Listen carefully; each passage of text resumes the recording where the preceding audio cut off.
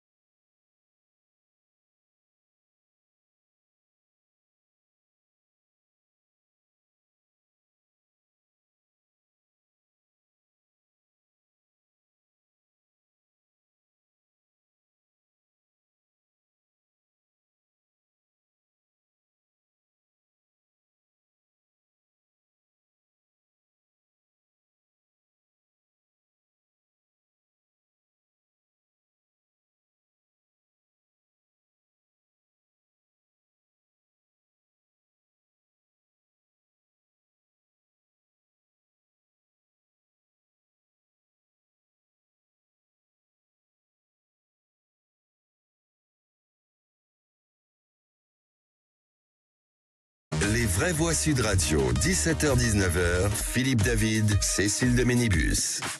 Les vraies voix jusqu'à 19h pour ce vendredi avec Philippe David, bien entendu, et Philippe Bilger, bien entendu, et Eric Revel, bien entendu, et Anne Mazeuillet, bien entendu. Et vous, au 0826 300 300, dans un instant, les 3 mots dans l'actu, c'est Félix Mathieu. Bonsoir Félix. Bonsoir Cécile, bonsoir tout le monde. Au sommaire de ces 3 mots. On va parler de la France qui n'accepte pas les accusations d'incitation à la haine. Réponse de la porte-parole du gouvernement au cabinet Netanyahou, de Donald Trump qui menace l'Union européenne de droits de douane de 50% dès le 1er juin, c'est-à-dire dans 10 jours. Et oui, le retour des menaces de droits de douane. Et puis de cette veillée d'armes pour les rugbymen de l'UBB avant la finale de demain face à Northampton. En 3 mots, accusation, menace et rugby. On en parle dans un instant. Tout de suite, Philippe Bilger. Les vraies voix Sud Radio, le réquisitoire du procureur, Philippe Bilger.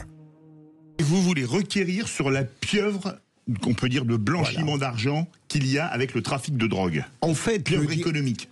Absolument. Le directeur national de la police judiciaire a donné une interview et Christian Sainte. c'est toujours intéressant d'entendre des grands professionnels proférer des choses qu'on croit savoir, mais qu'ils confirment. Il indique cette évidence qu'il y a tellement d'argent qui est lié au trafic de stupéfiants que, en réalité, on se trouve confronté à une kyrielle d'activités criminelles. Il les cite toutes, le blanchiment, le narcotrafic, la prostitution, et donc en réalité il énonce une évidence, mais ce qui m'intéresse c'est qu'il n'a pas un point de vue trop pessimiste. Il indique qu'on n'est pas encore en France dans ce qu'on appellerait le lien délétère entre le narcotrafic par exemple et le monde politique. Il estime que la France n'a pas encore atteint ce degré de j'allais dire de transgression ultime où on a l'impression d'un pays qui est en proie à tous les vices, si j'ose dire. Éric Revel. Je crois que Darmanin a cité un chiffre, 6 à 7 milliards d'euros par an. Et c'est 2 trillions dans le monde. Dont une grande partie en liquide. D'ailleurs, au moment de la crise des subprimes, je me souviens, en 2008-2009, les banques sont en grande difficulté et une partie de l'argent liquide du narcotrafic aux États-Unis a été blanchi pour renflouer les banques. Et entre autres, est revenu sur des comptes bancaires américains. Et là, on avait cité le chiffre de 340-350 milliards de dollars. Donc c'est absolument colossal. C'est même plus des États dans les États. À certains endroits, ce sont les États. Ah oui, 350 milliards, ça fait quand même une sacrée somme, Anne Mazeuillet. Oui, mais je pense que c'est vrai, Philippe. En fait, cette étude, elle est excellente parce qu'elle démontre quand même qu'on n'est pas en Colombie, où là, le degré de corruption donc des politiques est quasiment total depuis très longtemps, depuis plus de 25 ans. Nous, je pense qu'on n'en est pas là, mais je pense qu'il y a quand même un sujet dont on devra parler un jour, c'est l'importance des crypto-monnaies dans cette affaire. Parce que même si demain, effectivement, le liquide disparaissait, ce qui ne serait pas forcément faisable ni une très bonne idée, je pense que les crypto-monnaies seront probablement le relais. Il y en a déjà sur des... Probablement. Sur des Revolut et j'en passe et des meilleurs. Merci beaucoup Philippe Bilger. Tout de suite les 3 mots dans l'actu avec Félix Mathieu. Les vraies voix Sud Radio. 3 mots dans l'actu, Félix, qui sont accusations, menaces et rugby. Nous n'acceptons pas ces accusations, indique la porte-parole du gouvernement. La France rejette le procès en incitation à la haine formulé par le cabinet Netanyahou contre tous ceux qui ont dénoncé la situation humanitaire à Gaza. Les droits de douane, le retour, épisode je sais plus trop combien, Donald Trump remenace l'Union européenne et ses marchandises de 50% de taxes dès le 1er juin. Et puis veillée d'armes pour les rugbymen de l'Union Bordeaux-Bègles avant leur finale de Champions Cup face à Northampton demain soir à Cardiff. Les vraies voix Sud Radio. Près de 2 100 000 personnes en danger de mort imminente à Gaza. C'est l'alerte de l'Organisation mondiale de la santé avec 14% des hôpitaux endommagés ou détruits dans l'enclave palestinienne. Les frappes des dernières 24 heures y ont fait une 60aine de morts. 100 camions humanitaires ont finalement pu entrer aujourd'hui après avoir été bloqués aux portes de Gaza. Dans ce contexte, cette polémique après l'assassinat de 2 employés de l'ambassade israélienne à Washington, le cabinet de Benyamin Netanyahou accuse d'incitation à la haine toutes les capitales qui se sont émus de cette situation humanitaire à Gaza, Paris, mais aussi Londres ou encore Ottawa, d'où cette très ferme mise au point tout à l'heure de la porte-parole du gouvernement français, Sophie Primas. Nous n'acceptons pas ces accusations, bien évidemment. C'est un acte antisémite qui s'est passé à Washington. Nous ne l'acceptons pas plus. Nous ne confondons pas le peuple israélien et la politique qui est menée aujourd'hui par Benjamin Netanyahou. Vous savez quelles sont les réserves que nous avons, grandes, immenses, notamment par rapport à ce qui se passe à Gaza. Je pense qu'il faut désescalader cette montée en tension entre nos deux États et travailler à trouver des solutions de paix durable pour Israël et pour la Palestine. La porte-parole du gouvernement, Sophie Primas. Ce sont des crimes antisémites. Je trouve que dire que c'est un acte, c'est un peu gentil. Excusez-moi, mais j'ai l'impression que personne ou presque n'a utilisé le mot terroriste.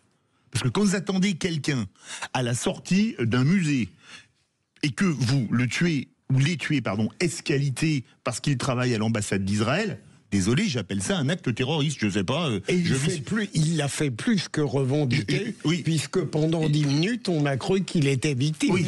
Est-ce que c'est moi qui suis sur une autre planète Non, ce sont 2 assassinats antisémites, il n'y a absolument aucun doute. En plus, ce jeune couple allait se marier. Lui, je crois, était chrétien. A priori, oui. A priori, il était chrétien, elle était juive. Ils allaient repartir pour Israël. Le père de la jeune fille, Sarah, témoigne dans le New York Times en disant qu'il avait peur pour sa fille en Israël et qu'il n'était pas rassuré à l'idée qu'elle parte en Israël, et elle est morte donc à Washington. Quant aux déclarations de Netanyahou, je vais vous dire que Macron soit pas très clair, c'est le moins qu'on puisse dire, quand il demande aux historiens de trancher sur le mot génocide.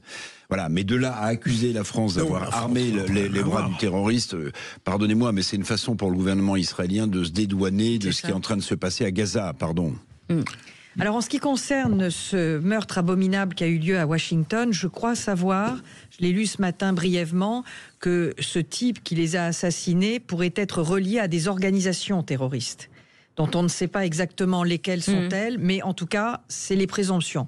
Deuxièmement, il est certain que Benjamin Netanyahou, la meilleure parade à n'importe quelle défense, c'est l'attaque.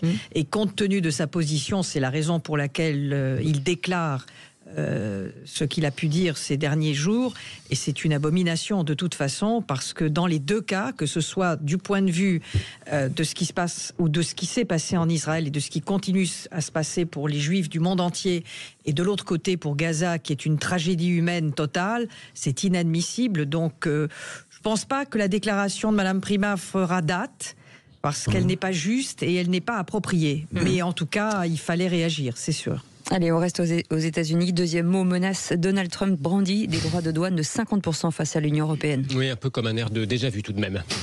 Ça s'en va, c'est vrai, on en reparle. Ces danseuses s'appellent les trumpettes, c'est ça? C'est possible. Un peu de contexte, ça négocie dur. Vous savez, depuis que le locataire de la Maison-Blanche avait mis sur pause ses menaces de droits de douane, ça négocie. Sauf que finalement, Donald Trump trouve que ces négociations entre l'Union européenne et les États-Unis ne vont nulle part. Il l'a dit, d'où cette menace de taxer à 50% les produits européens qui arrivent aux États-Unis, et ce, dès le 1er juin, dans un peu plus d'une semaine. Des menaces américaines auxquelles le chef de la diplomatie allemande vient de répondre. Je pense que de tels droits de douane n'aident personne et qu'ils ne font que nuire au développement économique des 2 marchés. C'est pourquoi nous continuons à miser sur les négociations et à aider la Commission européenne à défendre l'Europe et le marché européen, tout en faisant preuve de persuasion envers l'Amérique. Voilà pour le chef de la diplomatie allemande. En tout cas, la bourse de New York a ouvert en baisse après ces nouvelles menaces de Donald Trump. Je ne sais pas ce qui doit dominer le ridicule avec tous ces allers-retours, ou alors prendre très au sérieux ces menaces irrégulières, instables de Donald Trump. Je repose une question. Comment fait un patron américain qui importe des produits européens et qui ne connaît pas le prix à 50% de droits de douane presque, qui n'est pas facile pour ses clients américains ou canadiens ou mexicains ou ailleurs? Comment il fait? Est-ce qu'il ne se tire pas une balle dans le pied là? Non, mais il y a un vrai sujet qui est en train de se passer sous nos yeux, et c'est le cas de grands groupes français. Pour éviter de se tirer une balle dans le pied, ils investissent aux États-Unis. Oui. C'est ça. Donc d'une certaine manière, quand vous avez Sanofi qui met 20 milliards de dollars aux États-Unis, CMA, CGM, Rodolphe Sadé qui met 20 milliards de dollars aux États-Unis, en fait, pour éviter cette instabilité-là, parce que Trump va rester quand même au moins 5 ans, enfin il restera 4 ans, pardon, vous investissez aux États-Unis, c'est en train de se passer. Ça veut dire que, l'air de rien, il n'y aura jamais 50% de droits de douane. Jamais. Ça va peut-être se négocier à 10, à 15, ce qui est déjà beaucoup. Mais l'air de rien, il est en train de gagner son pari.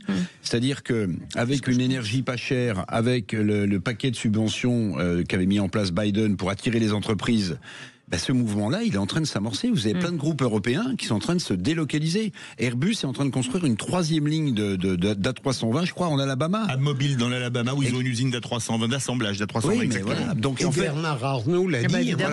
Évidemment, la déclaration de Bernard Arnault devant le Sénat a été très claire hier. Et il avait raison. En taclant d'ailleurs incroyablement Macron. Parce que quand il dit le monde, très bien, mais quand il dit au plus haut niveau de l'État, on ferait mieux de s'occuper de l'État que de s'occuper des entreprises, parce que Macron avait dit arrêtez d'investir aux États-Unis. Il lui a dit vous c'est vous, moi c'est moi. 3e mot, rugby. Les joueurs de l'UBB disputent demain leur première finale de Champions Cup à Cardiff contre Northampton. Toute la ville de Bordeaux, ou presque, s'est mise aux couleurs du club, avec même une fan zone place des Quinconces. Les 25 000 places se sont arrachées en quelques minutes. Un moment particulier, forcément, pour celui qui est à l'origine de cette union entre Bègles et Bordeaux. C'était il y a une vingtaine d'années. Fred Martini, le tout premier président de l'UBB, se souvient du chemin parcouru au micro Sud Radio de Christine Bouillot. Déjà, ça a été dur de faire cette union. À l'époque, on a eu la chance d'avoir une volonté politique. Après aussi des gens au sein du Stade Bordelais de Bègles qui ont bien bossé, le comité de pilotage. Mais on a eu surtout une volonté politique, que ce soit Noël Mamère à l'époque, Alain Juppé, Alain Rousset, Philippe Madrel, enfin même la Chambre de commerce a œuvré aussi pour cette union. Et je crois qu'à l'époque, voilà, ça a été vraiment le bon moment. Parce que ça a été le bon moment sur le plan économique et surtout sur le plan politique. Il fallait faire cette union. Je parle bien d'union, pas de fusion, quand même, pour pas faire de... Voilà. Ça a été une union, et je crois qu'aujourd'hui, que ce soit le Stade Bordelais ou Bègles, tout le monde est heureux que l'UBB aujourd'hui joue une finale. Mais à l'époque, bien sûr que non, j'imaginais pas un tel... J'y pensais même pas d'ailleurs. Le tout premier président de l'Union Bordeaux-Bègles, Fred Martini, avec Christine Bouillot pour Sud Radio. Une finale UBB Northampton à suivre en direct sur Sud Radio demain soir. Notez que dans l'info en plus, vers 18h10 tout à l'heure, on sera en ligne dans les vraies voix avec le président du club des supporters UBB Fans qui sera du déplacement demain soir en Angleterre. Il avait même acheté ses billets avant les demi-finales au cas où. Il espérait une qualification, il y croyait.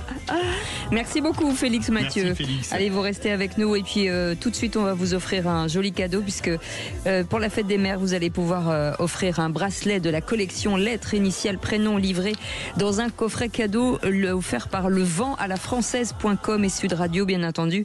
Et pour le remporter c'est facile, vous faites le 0826 300 300 et c'est le 10e appel qui gagnera ce très joli cadeau. Vous restez avec nous et dans un instant on va revenir sur l'immigration en forte baisse en Europe, moins 38% d'entrées irrégulières selon Frontex et moins 60% en Italie, moins 50% au Royaume-Uni. Alors parlons vrai, est-ce que ce n'est pas un retour au réalisme des gouvernements, le seuil de tolérance étant dépassé dans nombre de pays, pour citer Mitterrand? Et à cette question, baisse drastique de l'immigration, l'Europe est-elle en train de faire volte-face?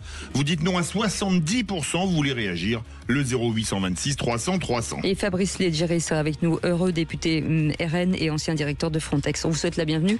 Ce numéro de téléphone 0826 300 300 vous attend jusqu'à 19h. Sud Radio. Sud Radio. Parlons vrai. Parlons vrai. Sud Radio. Parlons vrai. Les vraies voix Sud Radio, 17h-19h, Philippe David, Cécile de Ménibus. Et certains auront de la pluie ce week-end, certains auront du soleil. Choisissez votre camp, en tout cas ici du soleil dans ce studio avec Philippe Bilger qui est avec nous, président de l'Institut de la Parole et auteur de Me Too Much aux éditions Héliopole. Éric Revel est avec nous, éditorialiste Sud Radio. Anne Mazoyer, fondatrice de Fair Value Corporate et Public Affaires, un cabinet de relations publiques internationales. Et Philippe David, plus communément appelé le dodu. C'est pas facile à dire, plus communément appelé le dodu. Non, mais ça va très bien. Le dodu, le replay, si vous voilà. voulez aussi. Et pour débattre, le grand débat du jour. Les vraies voix Sud Radio, le grand débat du jour. Il faut stopper l'émigration officielle et clandestine. Bruno Retailleau s'est fixé l'objectif de réduire le nombre d'étrangers en situation irrégulière dans le pays. Encore 5 minutes et je finis de vous exposer le problème, comme ça vous pourrez dormir dessus. Les premiers titres de séjour, eux, ont progressé de 1,7%. Carré de 2, X, croissant, décroissant. Le nombre de titres de séjour qu'on a accordé l'an dernier, c'est le triple du nombre qu'on accordait à la fin des années 90. Grand M égale F multiplié par sinus 2, pi sur 4. Oh la vache, je comprends pas un mot de ce que vous racontez. Allez-y, prenez depuis le début, je vous écoute. Les entrées irrégulières de migrants en Union européenne ont donc baissé de 38% l'an dernier. Selon l'agence Frontex, l'Italie enregistre une baisse de 60%. Même au Royaume-Uni, dirigé par les travaillistes, l'immigration nette a baissé de 50%. C'est en 2024. Alors parlons vrai. Est-ce la conséquence de la montée des partis anti-immigration dans les urnes? Et à cette question, baisse drastique de l'immigration, l'Europe est-elle en train de faire volte-face? Vous dites non à 70%. Vous voulez réagir? Le 0826 300 300. Fabrice Leggeri est avec nous, eurodéputé RN et ancien directeur de Frontex. Bonsoir monsieur le député, merci d'avoir accepté notre invitation. Bonsoir. Philippe Bilger. D'abord, je trouve que c'est une bonne nouvelle. Parce que, pour le moins, ça représente une prise de conscience. Et comme ça ne dépend pas d'un seul pays, même si vous avez cité l'Italie, dont la politique de Giorgia Meloni sur ce plan est assez remarquable, en tout cas efficace, j'ose penser, au risque d'apparaître naïf, qu'il y a une prise de conscience et que tous ces pays qu'on estimait populistes pour les disqualifier, en réalité ont instillé un état d'esprit, même chez les plus généreux, qui commence à porter ses effets. Ce qui me frappe, et c'est un contraste dont j'ai conscience qui ne concerne pas directement votre sujet, je vois cette avancée européenne, cette prise de lucidité, et en même temps en France, je suis frappé de voir une décision récente du Conseil constitutionnel qui a l'air de ne pas comprendre que l'état de droit est important, mais à condition qu'il défende le peuple. Éric Revel. Moi, j'aurais une question évidemment à poser à l'ancien patron de Frontex. Est-ce que ces chiffres sont documentés? Est-ce qu'on assiste à une baisse de l'immigration ou pas dans ce pays? Alors, je ne sais pas s'il peut répondre tout de suite ou pas, mais moi, c'est ce que j'ai envie de poser comme question. Ce serait évidemment une bonne nouvelle. Tenez la question, alors, Anne Mazoyer. Je voulais poser la même question. Parce qu'effectivement, je voudrais être certaine qu'on parle effectivement des vrais chiffres, dans les vraies voies. Et deuxièmement, je pense qu'il y a un autre point qui est essentiel, c'est savoir de quelle immigration on parle. Parce qu'il y a l'immigration professionnelle et il y a des immigrations uniquement et exclusivement familiales qui sont d'un tout autre ordre. Donc peut-être qu'il y a une segmentation à faire. Fabrice Leggeri, eurodéputé RN et ancien directeur de Frontex. Vous avez beaucoup de questions, répondez, on en a plein d'autres d'ailleurs. Voilà, alors merci pour toutes ces questions. Donc par rapport aux chiffres qui ont été publiés par l'agence Frontex ces jours-ci, donc l'agence européenne de garde-frontières et de garde-côtes, ça ne concerne que les franchissements irréguliers, illégaux des frontières, donc ce n'est pas l'immigration choisie économique. Donc c'est une baisse de l'immigration illégale. Alors est-ce que les chiffres sont exacts? J'ose espérer que l'agence n'a pas changé sa méthode de calcul. Donc si sa méthode de calcul n'a pas changé par rapport aux dernières années, ça peut avoir je dirais, une certaine représentativité. Maintenant, ces chiffres sont effectivement dus pour une part très importante aux résultats du gouvernement de Giorgia Meloni avec également Matteo Salvini qui est, comme vous le savez, un allié au Parlement européen. Ce sont des alliés du Rassemblement national. Ils ont mené en Italie une politique qui consiste à clairement affirmer qu'ils ne veulent pas d'immigration illégale et les passeurs, les ONG, les migrants ne s'y sont pas trompés et il y a eu dans un premier temps un report de l'immigration illégale vers des voies, notamment en Espagne et en particulier les îles Canaries. Et vous voyez qu'il y a en Espagne un gouvernement socialiste qui gouverne avec Podemos, donc on va dire avec l'extrême gauche. Et il y a en Italie un gouvernement qui veut faire ce que le peuple attend, c'est-à-dire contrôler les frontières.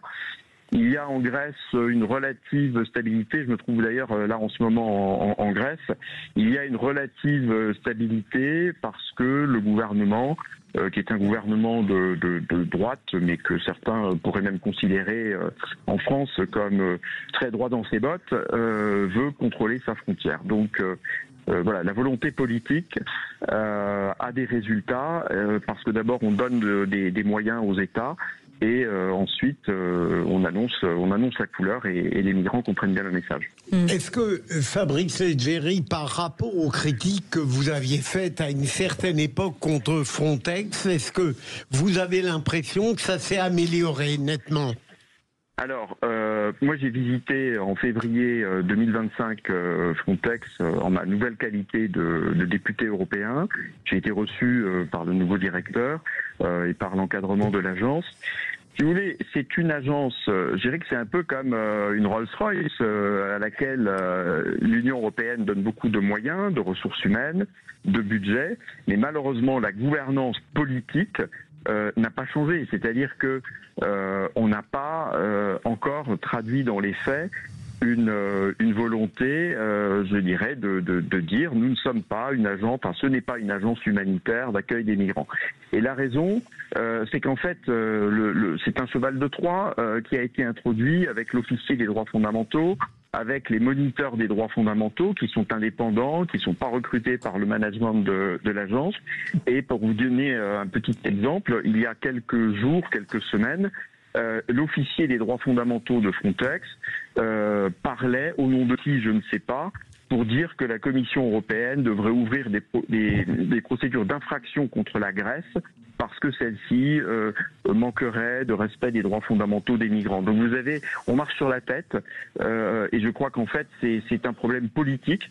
Et finalement, il faut remettre de la gouvernance politique. Il faut qu'une agence comme Frontex et des grandes agences de l'Union européenne puissent faire ce que les électeurs veulent, c'est-à-dire ce que les gouvernements veulent, et finalement ce que veut aussi le Parlement européen, puisque nous avons quand même un changement d'ambiance au Parlement européen. Nous mettons en minorité régulièrement la gauche et d'ailleurs les centristes macronistes. Alors, il y a une question qui se pose, c'est Le Point, il y a 3 jours. L'Europe propose en catimini au modèle Rwanda, c'est-à-dire comme a fait le Royaume-Uni, d'expulser les personnes qui ne sont pas acceptées par leur pays vers le Rwanda. Ils donnent un chèque et le Rwanda se débrouille après. Là, c'est carrément l'Europe qui voudrait le faire, alors que théoriquement, c'est contraire à la CEDH, à la Convention européenne des droits de l'homme. Dont certains veulent modifier, absolument, voire même sortir. Est-ce que, vous parliez de l'effet Parlement européen, il n'y a pas même maintenant aujourd'hui un effet Commission européenne ? Alors il y a d'abord un effet des gouvernements nationaux au Conseil. Il y a 15 ministres, 15 États qui ont réclamé à plusieurs reprises de la fermeté, davantage de fermeté. Ça a commencé un peu avant les élections européennes. Et aujourd'hui, effectivement, le commissaire européen chargé des dossiers migration, frontières, sécurité, est issu du centre droit. C'est un Autrichien, M. Brunner. Il est du Parti populaire européen. C'est mieux que la gauchiste partisane des ONG de migrants qui était Madame Johansson. Maintenant, c'est ce que je disais au Point, s'il veut faire appliquer sa politique, il aura besoin de nos voix et il y a un moment où il devra choisir. Il pourra peut-être être tenté de faire un peu monter les enchères, de menacer sa gauche de s'allier avec nous pour faire voter des dispositions. Mais il y a un moment, le peuple ne s'y trompera pas. Et comptez sur nous, comptez sur le Rassemblement national en France pour démasquer tous ceux qui racontent des histoires. Allez, le 0826 300 300 avec Olivier qui est avec nous, qui nous appelle de Colomiers. Bonsoir Olivier. Bonsoir Olivier. Oui, bonsoir Sud Radio, bonsoir tout le monde. Bienvenue, bonsoir. Vous voulez réagir Olivier ?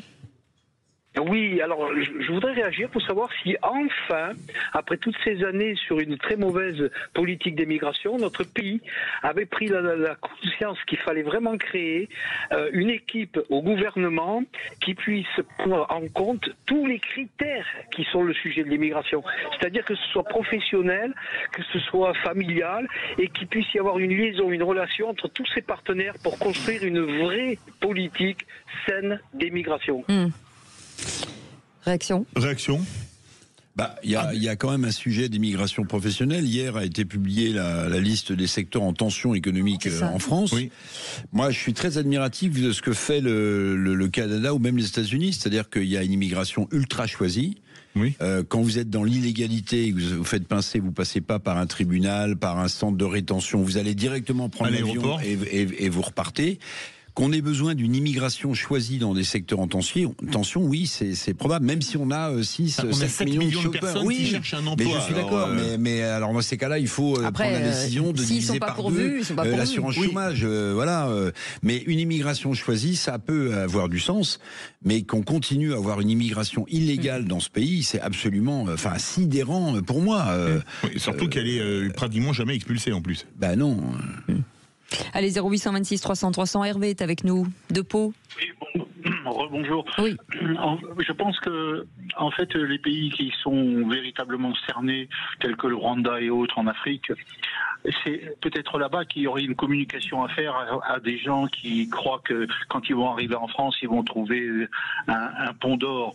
Et là-bas, je ne sais pas s'il y a vraiment une information qui leur est faite en leur disant « Attention, si c'est illégal, vous ne pourrez pas rester en France ». Je pense qu'ils le savent un peu. Ce serait déjà peut-être une base de réflexion. Non, mais c'est bien ça l'idée, c'est qu'en France, c'est une réalité, c'est pas moi qui le dis, les personnes qui viennent en France, même illégalement, sont très rarement expulsées. Qu'on veuille ou non, il y a qu'à voir le nombre d'OQTF réalisés, c'est 6 ou 7%, entre 6 et 7%. Donc on peut dire qu'il y en a 93% des gens qui ne devraient théoriquement pas être là, qui restent.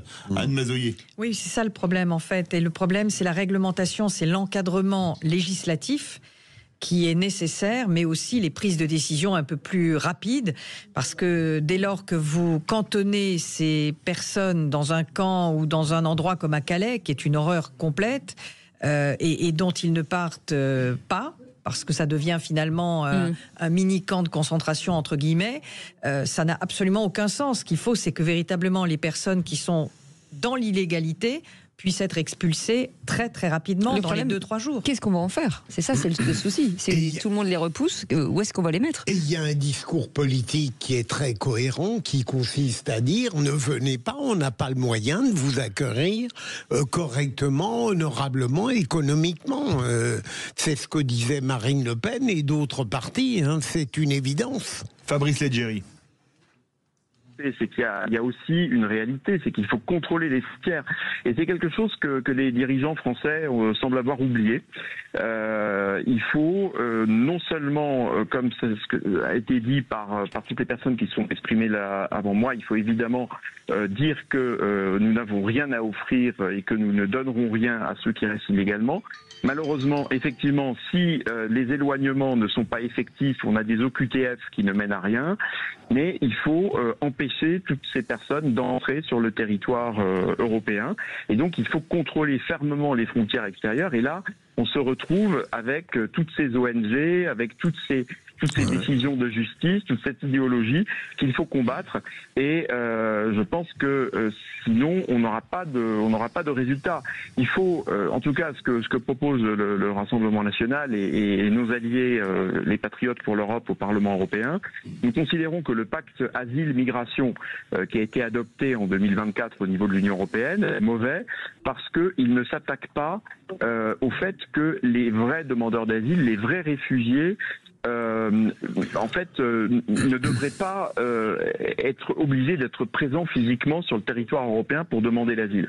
Parce que ce qui se passe, c'est que les ONG nous disent, et me disaient lorsque j'étais directeur de Frontex, vous n'avez pas le droit de ne pas laisser entrer illégalement les gens parce qu'il y a peut-être des demandeurs d'asile, donc vous devez les laisser entrer. Or, le pacte asile-migration qui a été proposé par la commission de Mme von der Leyen et puis sa commissaire européenne Johansson, donc notoirement gauchiste, pro-ONG de migrants, eh bien, il construit un système dans lequel on laisse poser le pied à tous ceux qui disent vouloir demander l'asile. On regarde les dossiers, puis ensuite on les répartit entre les différents pays européens, et puis à la fin, on les renvoie tous ces migrants dans leur pays d'origine. Donc il faut casser ça, et il faut que les migrants qui sont des migrants économiques ne soient pas admis du tout, et il faut que les personnes qui ont vraiment besoin de protection internationale puissent faire leur demande dans nos consulats en amont, et éventuellement dans des camps de migrants. C'est aussi le modèle que Mme Meloni souhaite expérimenter. Merci beaucoup Fabrice Merci Leggeri, beaucoup. eurodéputé RN et ancien directeur de Frontex. Allez, vous restez avec nous. On revient dans un instant. Dans quelques instants, le qui c'est qui l'a dit. Et puis, on est ensemble jusqu'à 19h. À tout de suite. Sud Radio, c'est votre opinion qui compte. Je vous félicite pour vos émissions. C'est toujours un plaisir. Je déguste votre émission. Sud Radio, parlons vrai. Les vraies voix Sud Radio, 17h-19h, Philippe David, Cécile de Ménibus. Retour des vraies voix avec Philippe Bilger, Éric Revel, Anne Mazoyer, bien évidemment Cécile de Ménibus. Et c'est quelque part le mont Everest de cette émission, puisque c'est l'heure du qui c'est qui l'a dit. Les vraies voix Moi, je vais Sud le Radio, titiller, moi. le quiz de l'actu. Je vous signale que c'était pas à vous de jeter le qui c'est qui l'a dit. Ah non, mais c'était Hervé. Ah oui, mais non, mais moi j'ai pas lancé le qui c'est qui l'a dit. Là maintenant c'est lui qui va le lancer. J'ai dit Ah ce non, qui parce allait que le arriver. jingle est déjà parti. Ah non, mais il va repartir. Ah non, il va pas repartir. Ça s'en va et ça revient, vous Bah non. savez. Bah non, puisqu'on est là maintenant, on va y aller. Il a annoncé. Hervé, vous êtes avec nous? Toujours. Allez, qui c'est qui l'a dit? L'État. C'est Cécile de Minibus qui l'a dit. Bah non, je l'ai pas dit encore. Je l'ai pas dit encore. Bah écoutez, moi je vais mettre 3 points à Hervé parce qu'il a eu raison, c'est vous qui l'avez dit. C'est bizarre, Bilger râle pas. Ouais, non. Non, parce que là, Il c'est est concentré, il est concentré. Allez, l'État Concentré. a mis EDF sous tutelle de ministre de l'Environnement qui était anti-nucléaire. Hervé. Anne Laubergeon. Ouais. Bonne réponse d'Hervé qui est un C'était auditeur ce fidèle. matin sur Sud Radio, ancienne C'était ce patronne matin. d'Areva. Qui c'est qui l'a dit, Hervé, sur le rapport sur l'entrisme islamiste après le complot juif des années 30? Voici le complot musulman. Hervé. Oh là, non. C'est du LFI, ça, non? Oui. Porte. Non. Plus haut. Plus haut, Mélenchon. Bonne réponse. Merci, de ma Philippe chère Bilger. Cécile. Qui c'est qui l'a dit sur la proportion d'interdire le voile aux moins de 15 ans de Gabriel Attal? Il y a autant de sincérité chez Gabriel Attal que la neige dans le désert de Gobi. Hervé. J'ai trouvé la formule très Elle drôle. est bonne. Allez-y. Désert de Gobi. Ouais, Qui a pu lire ça? Raffarin. Non, c'est un député. un député, oui. Un député qui est assez connu pour ses punchlines, quand même. Ouais. Qu'on cite régulièrement pour ses traits d'humour. Trait d'humour. Ah bon Il a le même prénom que Fabius. Laurent Non. Laurent Jacobelli. Bonne réponse. Non, Laurent Jacobelli. Jacobelli. Jacobelli. Si j'avais su, Anne, je vous le Non, l'aurais c'est très bien ainsi. Qui c'est qui l'a dit, Hervé? Et ça aussi c'est très drôle. Sur la fin du macronisme, c'est facile. Hein. J'ai dit quelque chose de factuel. Ah ben, Attendez, non, c'est Hervé. c'est commis. Non, Bah. Hervé. Oui, C'est commis. c'est commet. C'est Hervé. commis. C'est un grand homme. Comment? C'est un grand homme ou lui petit? Non, c'est une femme. C'est une Commis femme. prima. Sophie Prima. Ah non, il avait parlé. Non, il n'a pas répondu, donc là c'est à vous hein, maintenant. Bah non, mais il avait rien dit du tout. Mais il a dit Bah, non, il a dit non, justement. pas de réponse. Commis prima, c'est prima. Mais oui, mais Avec Cécile, on a mis au point un système. Ouais, alors que je l'ai pas dit. C'est vous qui l'avez dit, Philippe. Oui. Moi, j'ai pas dit Oui. commet. C'est bling. C'est c'est fini. victoire. Non, c'est pas fini. Il reste encore du temps. Non, mais c'est bling. Philippe Bilger Victoire mène. de Philippe. Largement. Non, c'est pas Largement. fini. Non, mais là, il vient de gagner le Oui, point. on va quand même pas le flatter à ce point. Parce Mais que si. si vous le flattez à chaque fois qu'il a une bonne Mais réponse. vous m'écoutez, je demandais le gong de oui, d'accord, c'est la pardon. bonne réponse. Ah, ok. Voilà. En général, vous me privez de points que j'ai gagnés. Remettez-le plusieurs fois. Ding, ding, ding, ding. Voilà, c'est ça. Ça y est, on a compris, c'est bon. C'est à qui, c'est à moi? C'est à vous. Allez, qui c'est qui l'a dit? Après Emmanuel Macron, il n'y aura plus de macronisme. Hervé. Hervé? Oui, j'écoute. L'embauchard? Ah non, il n'a pas le droit de répondre avant, Bilger. Ah bah Mais non. c'était fini, Mais tête non, de mais mule. pas du tout, il n'a pas répondu. J'ai Mais Gérard Larcher, il a vous dit dans le avez en Figaro. général une Là, c'est alacrité là, intellectuelle. franchement, mais là, c'est vraiment, c'est de la Philippe, gruge. c'est sur le fil. Moi, je pense que c'est Eric Revel. Mais Il avait pas Mais oui, répondu mais- l'auditeur, Paul. oui, mais Mais je ne savais pas. Oui, mais qu'ils disent, je donne ma langue au chat, il faut un code. Ouais. mais les Cécile, points, qui est Eric. Merci, Cécile. parfaitement honnête. Non, je suis loyale. Voilà, je pense que donc- c'est pour Eric donc, Revel. vous Vous voyez aussi, vous êtes comment je parfaitement honnête. m'aplatis. Vous êtes parfaitement honnête aussi, Philippe. Ouais. Non, pas tout. Qui c'est qui l'a dit? En revanche, Hervé, quand vous savez pas, dites je sais pas. Dites l'embauchard. Parce que sinon, ça va partir Oui. en cacahuète. Qui c'est qui l'a dit, Hervé? En 2027, il faudra une alternance claire. Il est certain que Bruno Retailleau sera l'artisan majeur de la reconstruction. Je sais pas. Fillon. Non. Non. Mais Attendez, un indice. C'est l'un de ses vice-présidents. Ah bah c'est... comment oui, s'appelle-t-il? c'est Bellamy. Bellamy, voilà, c'est ce que je pensais. Je rattrape. Bravo, alors, bravo. il fallait dire. Non, c'est très bien. Mais si je vous donne mes cherchais c'est très bien. Allez, qui c'est qui l'a dit, Philippe? Ah, c'est à moi. On va y arriver. Une grande partie de la prison française permet aux délinquants de continuer leur trafic. Hervé. Je sais toujours pas. Allez-y. C'est Darmanin. Bah oui, Philippe Bilger. Darmanin. J'allais dire, c'est... Vous jetez les bons. Qui c'est qui l'a dit? Écoutez, c'est peut-être pour vous, Eric. L'idéologie frériste est un poisson lent qui infiltre notre société et qui la menace dans ses fondamentaux. Hervé. Ça commence C'est une ministre. Une ministre. J'ai honte. Ça commence par un A. Non. Son prénom, oui. Son prénom, oui, mais pas son nom de famille. Allez-y. Par un B, son nom de famille. Non. Un G. Oui. Anne Gévenard. Annie Gévenard. Geneva. Oui, bon, allez. Oh là là. C'est bon ou pas? Mais oui, c'est bon. Quand même. Eh ben quoi? Mais chacun utilise Excusez-moi, ses subterfuges. On vous a éplé Monsieur votre le réponse. procureur. J'ai posé des questions, on a le droit. Il était en AG, en Ah non, Assemblée mais Générale. attends, c'est une bande Ah non, de c'est à vous, tricheurs. Philippe. Invraisemblable. Enfin, moi, j'ai rien à dire. Mais non, je viens de le dire. L'idéologie Ah oui, c'est voilà. Qui c'est qui l'a dit sur les métiers en tension? Monsieur Retailleau trahit tout ce qu'il a dit quand il était dans l'opposition. Il était contre la régularisation des sans-papiers, y compris pour les métiers en tension, pour garder sa voiture avec chauffeur. Hervé. Qui a dit c'est Il est très connu pour avoir il sort des frasques et enfin, il est pas très grand. Oui, voilà. Hervé. Il est pas très grand. Il est pas très grand. Non. Ménard, c'est parti, non. Ça commence par un E, son prénom. Non. Non, c'est pas Éric Revel. C'est le député. Je pensais à celui, moi. Non. JP. Jean-Pierre Raffarin. Mais non. Jean-Paul Lotte. Mais il a des tirades. Il a des vivre dans la tirades. verdure. Des La tirades. verdure. Tanguy. Mais non, C'est bon, ça. Tanguy et la verdure pour les plus anciens. Voilà. Eh ben, dis donc, on en est où? niveau est Eh absolument... bien, écoutez, Philippe Bilger, 15 points. Éric Revel, 9 points. Hervé, 3 points. Anne Mazoyer a fait du le premier de ma vie ici. a fait du social et a laissé les autres gagner. Voilà, c'est ça. Bravo, Hervé, merci beaucoup d'avoir participé. En tout cas, vous étiez quand même un très bon candidat. Merci beaucoup. On vous embrasse, on vous souhaite un bon week-end. Dans un instant. Bonne journée. Au revoir. Bonne fin de journée, Merci. merci à vous aussi. Et dans un instant, le journal La Météo de Rémi André et le coup de gueule de Philippe David.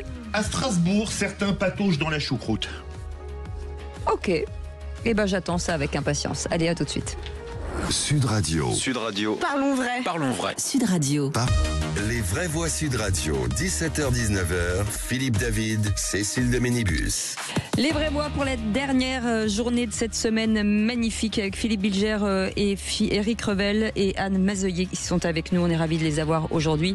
Et vous, au 0826 300 300, on va vous donner l'occasion de remporter en plus d'autres cadeaux, puisqu'avec notre partenaire PAC Lexon, on va vous offrir un pack. Alors, il y a plein de choses dedans, hein, mais il y aura peut-être des lampes, il y aura peut-être, vous pourrez peut-être recharger votre portable, écouter la radio sous l'eau. En tout cas, c'est facile. C'est le 0826 300 300. Je vais vous donner un chiffre entre 1 et 10, Anne. 7e appel en standard. C'est peut-être pour vous ce cadeau. En tout cas, on vous prend à l'antenne dès que vous remportez ce joli cadeau. Et tout de suite, le coup de gueule de Philippe David. Les vraies voix Sud Radio. Comme d'habitude, je vais remettre le clocher au milieu du village, un village qui est pour la seconde fois de la semaine. Strasbourg, préfecture du Bas-Rhin. Pourquoi Strasbourg? Parce que c'est là que se trouve la rue Mélanie, alors ça vous dit peut-être pas grand-chose, dont l'aménagement par la mairie écologiste est pour le moins peu apprécié par les habitants. C'est complètement débile. C'est pas possible. C'est pas une réussite. Il y a des jours où ça va klaxonner du matin au soir. Un embouteillage monstre. Voilà, tout le monde essaye de passer. Ça fait un peu tout et n'importe quoi. Vous pouvez constater que l'aménagement de cette rue ne fait pas l'unanimité pour la population et pour cause, à certaines heures, les automobilistes mettent 45 minutes pour parcourir ces 300 mètres. Ça fait une moyenne de 0,4 km/h quand même. Là, vous ne me démettez pas de radar fixe, ça ne va pas rapporter grand-chose. Tant c'est ce qui excède ces mêmes automobilistes ainsi que les riverains qui doivent subir les coups de klaxon à répétition. Il faut dire que l'affaire est surréaliste et fait passer les délires du père Ubu dans Uburois pour une thèse sur la quantique qui serait récompensée d'un prix Nobel de physique. En effet, la chaussée a été répartie à égalité parfaite entre la piste cyclable et les véhicules motorisés qui n'ont donc plus qu'une file. Ça irait si la rue était en sens unique, mais elle a été laissée à double sens. Ainsi, les véhicules, pour se croiser, doivent slalomer dans les zones où il n'y a pas de véhicules en stationnement, car le stationnement n'a pas été supprimé dans la rue. On se croise donc dans des chicanes, les chicanes étant parfaites sur les circuits du Mans ou du Castellet, n'est-ce pas Cécile de Ménibus, mais beaucoup moins dans les rues de Strasbourg ou d'ailleurs. Mais le mieux est d'entendre la réaction de Marc Offsès, maire adjoint écologiste, à une habitante qui l'interpelle. Qui a réfléchi à faire ça? Mais nous, on a réfléchi parce qu'on voulait. Donc, je vous félicite. Avec des ingénieurs, on se rend compte que effectivement, on a peut-être atteint des limites. Oui, non, monsieur le maire adjoint, on n'a pas atteint les limites, on les a allègrement dépassées, les limites, celles de l'incompétence et du gaspillage de l'argent public, ce machin qu'il va falloir réaménager ayant coûté, accrochez-vous bien, 900 000 €. Enfin, pour se rassurer, la mairie de Strasbourg a réfléchi, avec des ingénieurs, la prochaine fois qu'ils réfléchissent avec des gens intelligents plutôt qu'avec des gens bardés de diplômes, ça évitera d'emmerder le monde et de gaspiller des centaines de milliers d'euros qui coûtent un pognon de dingue. Et je vous incite à regarder la vidéo qu'on mettra sur les réseaux sociaux. C'est surréaliste. J'aurais présumé de la part de l'Alsace de la cohérence et du bon sens, mais c'était sans compter avec les maires écologiques. Voilà. Ah non, mais voyez la vidéo, Cécile, je vous l'ai envoyée en direct ce matin avec Félix, Nelly, on l'a regardé. Les gens sont obligés d'aller sur, sur le terre-plein pour voir. Oui, c'est fou. Éric Revel. Moi, je conseillerais aux ingénieurs qui ont travaillé avec le maire écologiste de faire appel à l'intelligence artificielle. Vous savez pourquoi? Parce que dans ces cas-là, il faut toujours préférer l'intelligence artificielle à la bêtise naturelle. Ça, c'est clair. Pas mal. C'est les Shadocks qu'on perd, oui. C'est exactement les Shadocks, cette histoire. Ce que j'aime, c'est la déclaration du maire. On a réfléchi avec des ingénieurs. Alors là, je me dis, les ingénieurs, ils ouvrent leur diplôme dans un paquet de bonux. C'est pas possible autrement. Ah là là, allez, vous restez avec nous. On revient dans un instant avec le tour de table de l'actu de nos vraies voix. Philippe Bilger, de quoi parle-t-on? Du président du PSG, qui n'est pas un honnête homme, je le crains. Qu'est-ce qu'il a encore fait? Anne Mazoyer. L'acte 1 de la rentrée sociale, peut-être, est en train de se jouer avec l'affaire des taxis. Éric Revel. Et moi, je voudrais parler du gagnant de l'Eurovision, l'Autrichien Gigi, là, j'ai oublié il a dit qui veut interdire au prochain concours de l'Eurovision le candidat israélien. Johan Pitch. Johan Pitch. Voilà. Exactement. On en parle dans un instant, soyez les bienvenus. 0826 300 300 si vous voulez réagir. Sud Radio. Sud Radio. Parlons vrai. Parlons vrai. Sud Radio. Parlons vrai. Les vraies voix Sud Radio, 17h-19h, Philippe David, Cécile de Ménibus. Les vraies voix jusqu'à 19h avec Philippe Bilger, Éric Revel, Anne Mazoyer et vous au 0826 300 300. On vous souhaite la bienvenue. Tout de suite, le tour de table de l'actu de nos vraies voix. Les vraies voix Sud Radio. Parce qu'on devait avoir théoriquement l'info en plus, on n'arrivait pas à joindre notre invité, mais finalement on y est arrivé, c'est ça? On va le faire maintenant. On va le faire Allez, on le fait maintenant. D'accord, ok, très bien. Je pensais qu'on ne l'avait pas. Pardon, alors Félix Mathieu est avec nous. En rugby, l'UBB dispute demain la finale de la Champions Cup contre Northampton à Cardiff. Première finale à ce niveau européen pour l'Union Bordeaux-Bègles. Coup d'envoi à 15h45. Un événement à suivre sur Sud Radio. À Bordeaux, les 25 000 places pour la fan zone place des Quinconces se sont arrachées. D'autres vont faire le déplacement, d'autres supporters vont faire le déplacement vers l'Angleterre pour y assister de visu. C'est par exemple le cas du président du club de supporters UBB Fans. Bonsoir Patrick Rosa. Oui, bonsoir. Merci d'être avec nous dans les vraies voix sur Sud Radio. Alors vous teniez à y assister à cette finale, vous avez pris vos précautions en prenant vos billets bien en amont. Oui, enfin, j'ai eu la chance pour un déplacement professionnel, je devais aller dans cette zone-là, donc je l'avais pris en avance. Mais sinon, le club assure des déplacements pour les clubs de supporters. Et la plupart de nos adhérents, enfin, quelques-uns de nos adhérents ont pu profiter de ces facilités pour pouvoir aller au Pays de Galles, à Cardiff. Vous allez arriver quand à Northampton? On imagine que vous allez retrouver des copains bordelais sur place. Personnellement, moi j'arriverai à Cardiff assez tard. Mon train arrive à 13h36, mais on a des gens qui sont déjà arrivés là cet après-midi, d'autres ce soir, d'autres qui ont pris un bus qui va prendre le ferry et qui va arriver au Pays de Galles demain matin. Oui, oui, parce que je disais à Northampton, mais ça joue à Cardiff, pardon. Oui, ça joue à Cardiff, oui. Voilà, oui. Donc à l'ouest du Royaume-Uni. C'est ça, oui. Oui, ça a été un peu le problème. Il y a peu de déplacements finalement, parce que les moyens de déplacement de Bordeaux jusqu'à Cardiff étaient compliqués.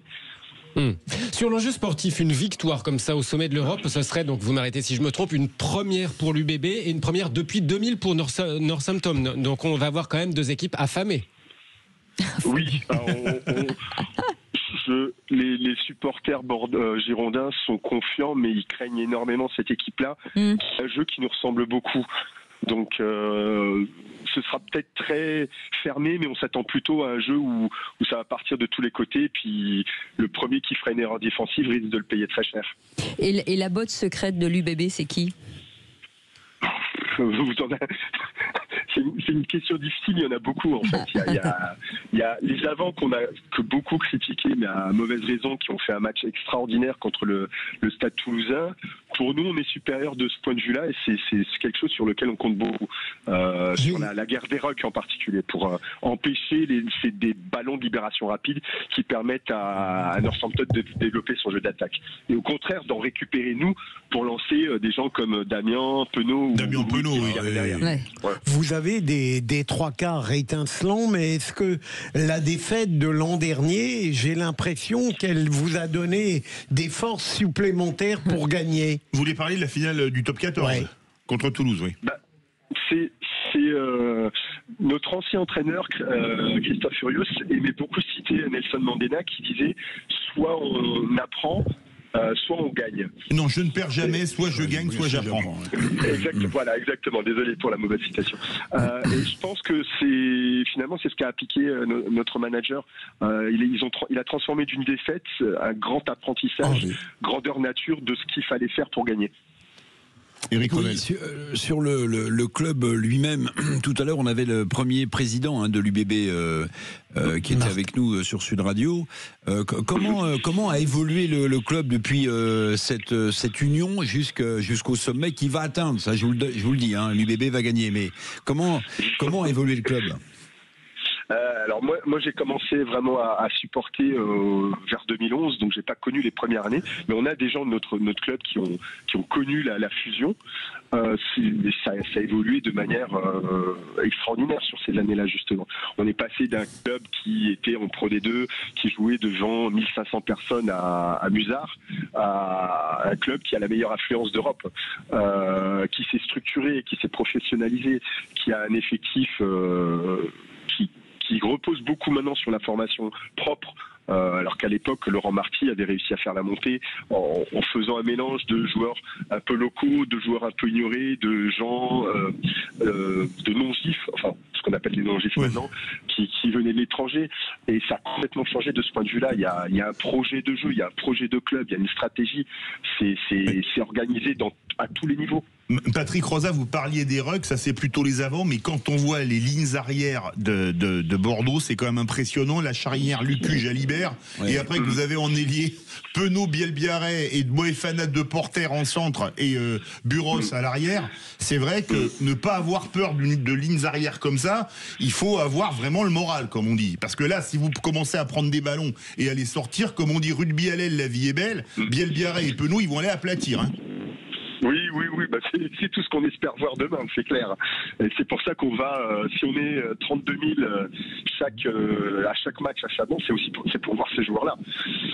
Et faut être franc, moi je suis supporter du Stade Toulousain, j'assume, mais je serai à fond pour l'UBB demain, mais faut être franc, l'UBB fait quand même une très belle saison en Coupe d'Europe, et il y a un très beau jeu, parce qu'il y a des équipes qui parfois gagnent, mais qui sont franchement pas sexy à regarder. Je veux pas être médisant, mais je connais des équipes qui ont gagné des Coupes du Monde, qui étaient longues comme un jour sans pain, les 80 minutes on les regardait, mais Bordeaux joue un très beau rugby. Les amis, comme au football, pronostic. Et puis il a de très bons supporters, la qualité de ce supporter est extraordinaire. Absolument. Quand je pense au foot. Patrick Rosa, votre pronostic pour demain? Bravo. Victoire de l'UBB. Je veux dire que finalement, ça risque d'être un match qui se décidera en deuxième mi-temps et qu'on fera le 32e mi-temps, je dirais, 32-21 ou quelque chose comme ça. Et là, ce serait bon, le trou serait fait à 10 minutes de la fin, on souffrirait pas trop devant la télé. Voilà. Philippe Bilger. Moi, alors là, je suis nul en rugby, je dirais 41-14. Ah là, c'est une rouste, hein. Ouais. Éric Revel. Moi, avant d'entendre Monsieur Fan, j'avais mon score, donc ne croyez pas que j'ai copié, 38-16. 38-16. 38. Anne, vous tentez quelque chose, vous qui n'êtes pas... Allez, on va tenter, on va dire 35 à 10. Bravo. Oui. C'est possible ça, 35 à 10? Bien sûr, 35 à 10, Ouais, c'est possible. c'est possible. Bien sûr, il faut... Félix, Un effet un prono transformé. 38 à 30, c'est possible? Ah bah oui, mais tout est possible. Mais pour qui? Pour l'UBB. Ah, Cécile, votre prono? Moi, je vais faire moite-moite, je vais faire 32-14. 32-14, bon, c'est déjà une belle victoire. Bon, allez, moi, 32 points, ça me paraît quand même beaucoup. Je vais mettre 22 à 10. 22 à 10 pour l'UBB. Petit joueur, Philippe David. Non, parce que je pense que ça va savoir défendre quand même, aussi. Et on me dit dans le casque que c'est les Anglais qui vont gagner. Eh ben, c'était viré. Voilà. Excellent. Patrick Rosa, vous avez l'emploi de notre excellent réalisateur Julien sur la conscience, parce qu'on a tous été supporters de l'UBB. Avec une cible dans le dos. Voilà, c'est ça. Patrick Rosa, merci en tout cas d'avoir accepté cette invitation. On est ravis de vous avoir eu. Allez, en tout cas, l'UBB, tous derrière l'UBB, bien entendu. On vous embrasse et bon match, puisque vous serez sur place. Et embrassez tous les supporters pour nous, bien entendu. Allez, et ce sera sur Sud Radio en direct, bien évidemment. Bien sûr, j'allais le dire. À 15h45. Coup d'envoi, oui, mais donc ça commencera avant. Hein. Ah là là, ça va botter ce week-end. Ah oui. Merci beaucoup Félix Mathieu. Dans un instant, le tour de table de l'actu de nos vraies voix. Cette fois-ci, c'est bien maintenant. Sud Radio. Sud Radio. Parlons vrai. Parlons vrai. Sud Radio. Parlons vrai. Les vraies voix Sud Radio, 17h-19h. Philippe David, Cécile de Ménibus. Et la suite des vraies voix avec Philippe Bilger, bien sûr, qui est avec nous, Éric Revel et Anne Mazoyer. Et vous, au 0826 300 300, tout de suite, c'est le tour de table de l'actu de nos vraies voix. Maintenant, il faut nous écouter, parce que là, on en a gros. Vous voulez une petite blagounette qu'on m'a raconté ce week-end? Mais non. Qu'est-ce qui est petit et marron? Je sais même plus. Un marron. Le tour de table. De l'actualité. C'est complètement con cette. Philippe Bilger voulait parler de Nasser Al-Khelaifi.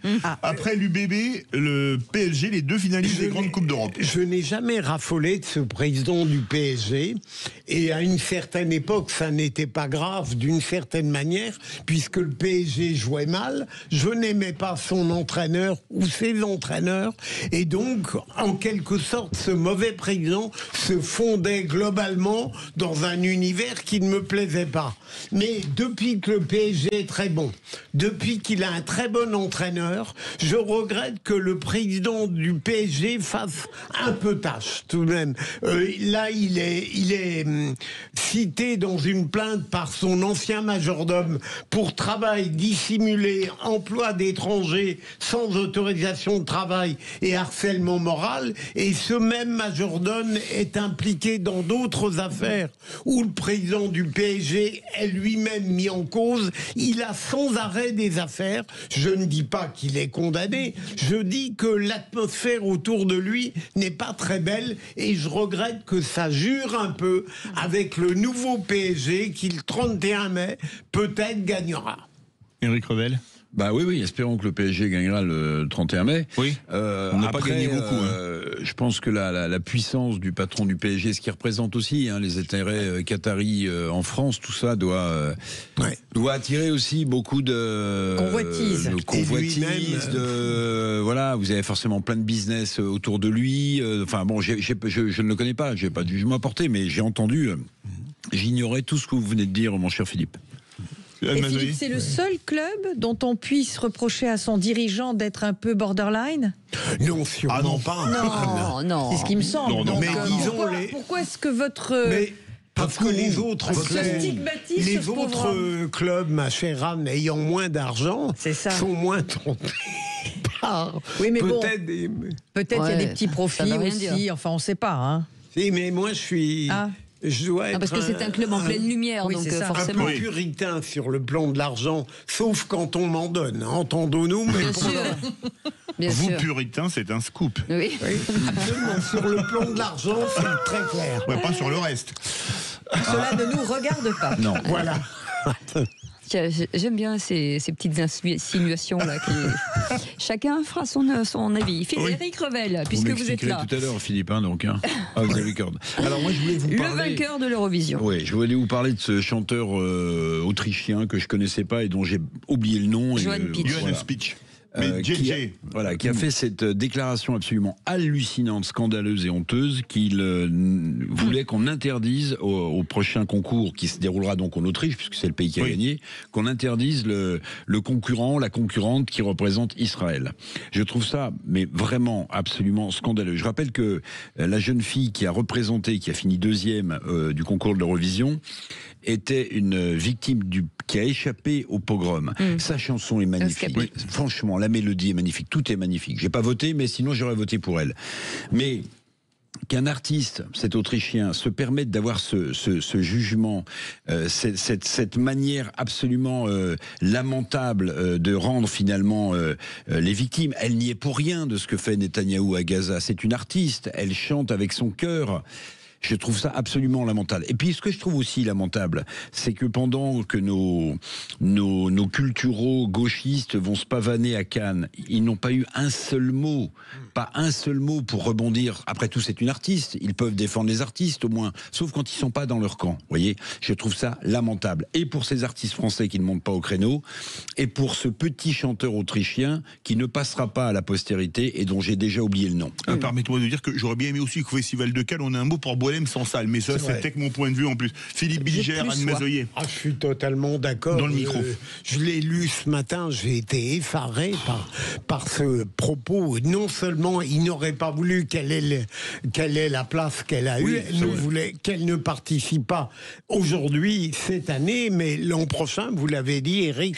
Mais c'est un scandale, le deux poids, deux mesures, l'hémiplégie artistique, je ne les supporte plus. Mais vous pensez qu'ils peuvent finalement faire pression et qu'un jour Israël ne puisse pas être dans cette liste? Je pense qu'ils en sont tout à fait capables. Je ne le souhaite évidemment pas, mais je pense qu'ils en sont tout à fait capables. Ça ferait je ne le crois pas, mais néanmoins il y a deux choses quand même à relever. D'abord, c'est un Autrichien qui a dit ça, et je ne voudrais pas dire, mais il y a quand même une lignée qui n'est pas sans nous rappeler ce qui s'est passé il y a quand même un certain nombre d'années. D'accord. Vous parlez d'un peintre. Voilà. Et puis par ailleurs, je pense qu'effectivement il y a des groupuscules nazis qui refont surface en Allemagne et en Autriche depuis 10 ans. Je ne voudrais pas dire, mais c'est quand même assez spectaculaire, et c'est là où il faudrait agir. Et quant à Cannes, moi j'y étais, et je pense qu'il aurait fallu proposer à Madame Binoche, qui s'est fendue d'un discours lamentable le soir à la cérémonie d'ouverture de l'ouverture, mais lamentable, mais lamentable. Elle a du reste été suffisamment taclée, heureusement. Mais il aurait fallu lui proposer de donner son avis. Ça m'aurait bien fait rire. Je crois que nous avons le discours, et je vous propose, si on peut le récupérer, pour tous ceux qui ne l'auraient pas entendu, on va l'écouter. Les artistes ont la possibilité de témoigner pour les autres. Plus le niveau de souffrance augmente et plus leur implication est vitale. Guerre, misère, dérèglement climatique, misogynie primaire, les démons de nos barbaries ne nous laissent aucun répit. Le vent des douleurs est aujourd'hui si violent et emporte les plus faibles, les otages du 7 octobre et tous les otages, les prisonniers, les noyés, qui endurent la terreur et meurent dans un terrible sentiment d'abandon et d'indifférence. Au moins, elle parle des otages. Oui. Mais ça a été rapide. Hein. Parce qu'elle a plutôt parlé de Gaza. On voit que c'est pas une bonne politique, mais je découvre aussi que c'est pas une bonne actrice, hein, parce qu'elle lit très mal son texte, qu'elle n'a pas écrit elle-même. Malheureusement, c'est une très bonne actrice. Oh bah écoutez, alors non, mais vous avez raison. Non, sur mais le attendez, texte. c'est lamentable cette espèce de moraline de balle. Elle commence par dire les artistes, on les défend, mais elle est montée au créneau pour défendre cette artiste israélienne. Vous avez raison. Non, sur le texte, il est grotesque. Et puis moi, je n'accepte pas de leçon de morale de quelqu'un qui ne paye pas ses impôts en France. Et c'est le cas. Oui. Eh bien, dis donc, vous êtes remontés comme des pendules. Voilà, on l'a rhabillée pour la saison, ça tombe bien, elle était vêtue aussi. Déshabillée, elle est belle. Anne Mazoyer, peut-on considérer la révolte des taxis comme l'acte 1 de la grogne sociale de 2025 ? Oui. Enfin, en tout cas, c'est mon avis. Je pense que l'État et le gouvernement jouent très gros dans cette période, et notamment depuis ces derniers jours, parce que vous l'avez tous remarqué, il y a quand même une crispation de cette manifestation des taxis, et que s'ils n'arrivent pas à résoudre, ou en tout cas arriver à négocier avec cette corporation, je pense que ça sera effectivement l'acte 1 de ce qui risque de se passer à partir du mois de septembre, avec le vent de réforme qu'on a repoussé effectivement à la rentrée, et qui fera probablement, si jamais ça n'était pas réussi, basculer le gouvernement actuel. Et c'est une réalité, parce que quand on écoute les taxis, et qu'on écoute leurs arguments, la colère est très forte. Mais ils sont non seulement très forts, mais très très pertinents. J'écoutais hier soir deux taxis, deux dames qui sont des taxis et qui emmènent effectivement certains malades, et on leur disait mais pourquoi est-ce que vous êtes contre le covoiturage ? Elle disait parce qu'il y a des cancers par exemple qui ne peuvent pas être confrontés à d'autres maladies parce qu'ils ne peuvent pas attraper certains virus. C'est un petit peu compliqué, et elle nous expliquait que sur le plan, alors effectivement on peut parler donc des différences entre les taxis qui sont vraiment basés dans les villes et ceux qui sont dans les campagnes. Et moi j'ai surtout écouté ceux qui sont dans les campagnes, et c'est vrai que c'est un vrai problème. Et si le gouvernement n'arrive pas à faire des propositions concrètes, je pense que ça sera très compliqué à la rentrée. Vraiment. Bon, il y a quand même quelques dérapages chez les taxis. On a découvert, non, mais attendez, 600 000 euros qui sont répartis entre 5 taxis. Mais il y a un argument, moi, qui m'a beaucoup parlé, parce que je le trouvais très fondé de la part des taxis qui défendent leur emploi, c'est de dire on n'est pas responsable des déserts médicaux. Parce qu'en réalité, quand vous êtes obligé d'emmener votre patient à 40 km parce qu'il n'y a plus de médecins, forcément que le prix de la course a augmenté. Ou plus d'hôpital, forcément que le prix de la course a augmenté. Ah mais ça c'est sûr et certain. Philippe Bilger ? Non, mais très pertinent, donc vous jugez que leur cause est juste. Hein. La cause dans l'ensemble, alors oui, effectivement, comme le dit Eric, il y a toujours des exceptions, mais il ne faut pas gérer par l'exception. Et il y aura toujours des magouilles, et pas que chez eux, il y en a chez les ambulanciers officiels, voilà, il y en a partout. Alors que vous soyez transporté, qu'à un moment donné, vous disiez, ça serait bien qu'on fasse un petit détour, parce que j'ai une petite course à faire à Carrefour. Bon, c'est vrai que c'est un peu limite, mais en même temps, la majorité d'entre eux, c'est-à-dire plus de 90% d'entre eux, sont extrêmement dédiés. Donc, je pense qu'il va falloir trouver vraiment une proposition qui calme les esprits. Et je suis persuadée d'une chose, c'est que si eux n'obtiennent pas gain de cause, ça sera probablement le détonateur de tout le reste. Et puis les agriculteurs qui commencent à revenir. Déjà, ça a commencé. Merci beaucoup à vous trois. Vous restez avec nous dans un instant. Faut-il supprimer l'argent liquide pour lutter contre la drogue ? Une idée choc du ministre de la Justice, jugée irréaliste, en tout cas par lui-même pour l'instant. Alors parlons vrai, est-ce la bonne solution ou les trafiquants trouveront-ils d'autres parades ? Et à cette question, idéalement faudrait-il supprimer l'argent liquide pour lutter contre le narcotrafic ?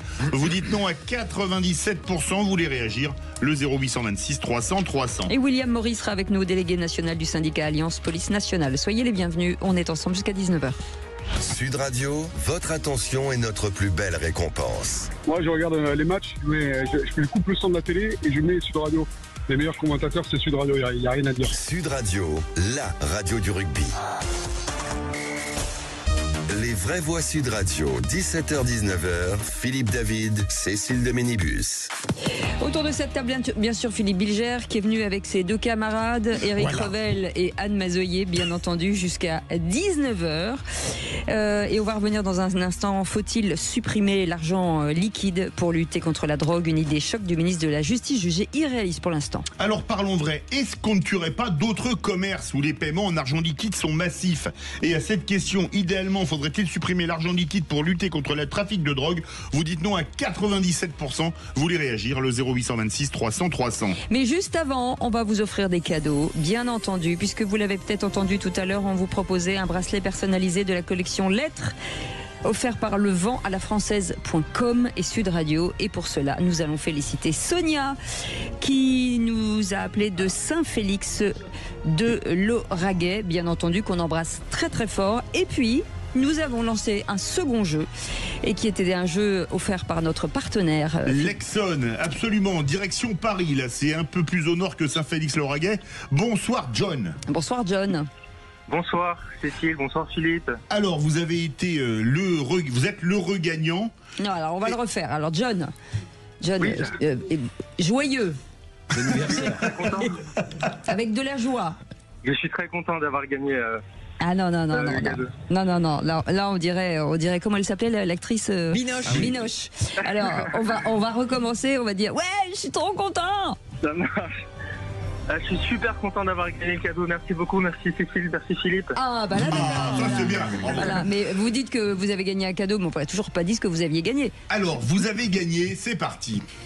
Oui. Une radio Tico et une MacBank. Alors, une MacBank, c'est une batterie externe magnétique. Absolument. Qui vous permet de recharger très facilement. Et une radio Tico que vous pouvez écouter même sous la douche. Ok, trop bien. Et vous écouterez quoi? Qu'est-ce que j'écouterai un peu de tout et n'importe quoi, mais surtout votre radio. Ah, voilà. J'ai cru qu'il allait jamais le dire. N'importe quoi, ça me fait peur. Ouais, c'est vrai qu'il avait crevé la raison. Tout et n'importe quoi, dont Sud Radio. Ok, super. Vous écoutez régulièrement Sud Radio? Alors c'est surtout ma chérie qui écoute Sud Radio et du coup je me suis mis à écouter aussi la radio et surtout votre émission du coup. Ah bah merci. Bien. Merci. Bravo à votre chérie, vous avez une chérie absolument géniale. On vous fait un énorme bisou, John. Merci en tout cas de nous avoir appelés. Vous embrassez tout le monde autour de vous. Et tout de suite, les amis, le coup de projecteur des vraies voix. Les vraies voix Sud Radio. Le coup de projecteur des vraies voix. Comme on arrête la drogue dans nos quartiers, une mesure assez simple. La fin de l'argent liquide empêchera la constitution de points de deal. C'est pas une bonne idée de proposer de supprimer l'argent liquide? Vous savez, l'argent, ça va, ça vient, il faut que ça circule. Une grande partie encore de la fraude, c'est une fraude d'argent liquide. Je possède, il faut que je marche, il faut que je compte. Il faut se l'avouer entre nous, madame la rapporteure. Je me goinfrer, me gaver le plus possible. Louer des coffres, ensuite des gros coffres. Je veux tout. Supprimer l'argent liquide pour lutter contre le trafic de drogue, idée émise par le ministre de la Justice. Les espèces sont moins traçables que les paiements par carte, mais Gérald Darmanin admet que cette suppression n'est pas envisageable aujourd'hui. Alors parlons vrai, est-ce qu'on ne tuerait pas d'autres commerces où les paiements en liquide sont massifs? Et à cette question, idéalement, faudrait-il supprimer l'argent liquide pour lutter contre le trafic de drogue? Vous dites non à 97%. Et William Moret est avec nous, délégué national du syndicat Alliance Police Nationale. Bonjour, merci d'avoir accepté notre invitation. Philippe Bilger, la fin du liquide peut-être? Alors à chaque fois, on est devant les interrogations, on a en quelque sorte le même schéma. J'affirme, ou plutôt je valide tout ce qui constitue une initiative nouvelle qui peut servir à lutter contre le trafic de drogue. Deuxième élément, je n'oublie pas que l'inventivité criminelle sera toujours plus rapide que la répression régalienne. Et donc, pourquoi pas? Est-ce que c'est opératoire? On verra bien. C'est la monnaie de Paris qui va gueuler. Oui. Moi, je suis à peu près de votre avis, dans le sens où, de toute manière, ça sera prêté pour un rendu et qu'on remplacera de toute façon la monnaie par une autre forme de monnaie, ce que je disais tout à l'heure, c'est-à-dire les crypto-monnaies aujourd'hui sont déjà en cours et peuvent tout à fait remplacer le liquide. Et en revanche, comme le disait Philippe David tout à l'heure, je pense que la monnaie liquide est très utile à certaines professions, dans certains commerces. Et dans certaines circonstances. Et dans certaines que nous ne nommerons pas, mais nous n'en pensons pas moins. Mais voilà. Eric Revel. Darmanin s'est démasqué lui-même, en réalité, puisqu'il a dit que c'était pas faisable. Donc, mon analyse est la suivante. Dans la course des petits chevaux pour la présidentielle de 2027, il était un peu handicapé, il était un peu loin, donc il a essayé de faire une annonce, en sachant très bien que c'était pas faisable. Attal en a fait une sur le port du voile interdit à 15 ans. Retailleau, évidemment, a déclassifié le fameux rapport sur l'islamisation.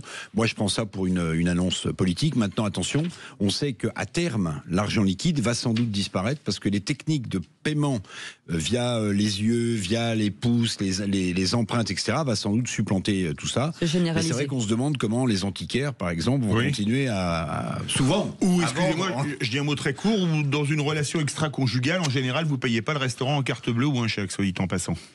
C'est marrant que vous pensiez à ça. Oui, vous avez un truc à nous dire? Non, pas du tout, mais... William Maury, délégué national du syndicat Alliance Police Nationale. Énormément, j'imagine, d'argent aujourd'hui récupéré lors des places nettes, si je puis dire. Bonsoir. Alors, énormément d'argent, oui, de toute façon. Alors sur les opérations place nette, mais aussi sur les coups de filet, sur les perquisitions, on récupère de l'argent liquide. C'est énorme. Mais est-ce que la fin de l'argent liquide va mettre un coup de frein et un coup d'arrêt au trafic de stupes? On n'en est pas sûr, dans le sens où ce qu'il faut savoir, c'est que entre le moment où il y a une proposition de loi qui va être amenée et au moment où ça va sortir, on a quand même des délinquants chevronnés qui auront déjà réfléchi à comment pallier à ça. Et c'est ça en fait la réelle problématique de la police et de la justice, c'est parce que ils vont très très vite. Nous on travaille avec un code pénal et un code de procédure pénale, et eux travaillent avec le code de la rue.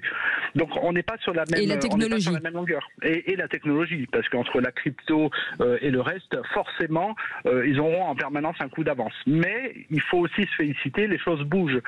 Une proposition, même si on sait que ça va pas être réalisable demain, ça veut dire que enfin les politiques font bouger certaines lignes et veulent s'attaquer à ce problème-là qui gangrène la société. Mais il y a déjà d'autres façon en tout cas de payer. Il y a des applis déjà, j'imagine. Aujourd'hui, par exemple, vous allez dans un bureau de tabac, vous demandez un ticket PayPal à 150 € et vous pouvez faire un transfert d'argent ou communiquer ce numéro pour acheter n'importe quoi. Donc on peut imaginer que les trafiquants passent par ce moyen-là, et là par contre c'est intraçable. C'est pas traçable parce que vous allez dans un bureau de tabac, vous vous faites acheter un ticket, le ticket a une valeur marchande, elle sera débitée directement par le trafiquant et terminée. Moi j'ai lu qu'il y avait même certains dealers qui se faisaient payer de téléphone à téléphone. Tout à fait. C'est ce qu'on appelle, c'est en fait des transferts d'argent. Alors là, vous avez une certaine traçabilité parce que les acheteurs n'ont pas encore ce vice-là de créer des faux comptes bancaires et de blanchir leur argent. Mais le dealer, lui, qui reçoit de l'argent, pour tracer son compte bancaire, souvent c'est des prête-noms qui ouvrent à sa place. Ça va être quelque chose de démesuré. Et après derrière, une fois que l'argent part dans les comptes bancaires et que ça passe de compte à compte et que c'est transformé en crypto, forcément, on en perd une trace et on perdra énormément d'argent sur les perquisitions. Merci beaucoup William Maury, en tout cas délégué national du syndicat Alliance Police Nationale. Merci pour cette expertise. Merci beaucoup Philippe Bilger, merci Eric Revel, merci Alain Mazoyer. On vous souhaite un très très bon week-end, mais on ne partira pas sans avoir un Alex Priam avec nous. Salut Alex. Salut Alex. Salut à tous. Salut avec un menu d'exception ce soir. Alex. Parce qu'il y a déjà un club français en finale de Coupe d'Europe ce soir. Il y a le Loup. Exactement. C'est exactement. Il y a Lyon-Basse ce soir, finale de Challenge Cup, la petite Coupe d'Europe en direct de Cardiff avec François Trio et Daniel Herrero. Et dans le même temps, on aura aussi un autre match couperé, le barrage de Pro D2 entre Colomiers et Montauban pour une place en demi-finale. L'avant-match va commencer aux alentours de 20h, mais de 19h à 20h, des invités, des sujets, des chroniques avec Phyllis Panguero et avec vous au 0826 300 300. Et avec nous, bien sûr, on vous écoute. Allez, passez une très belle soirée. Bon week-end à tous. Et on se retrouve lundi à partir de 17h. Et allez Lyon et l'UBB. Allez, yes.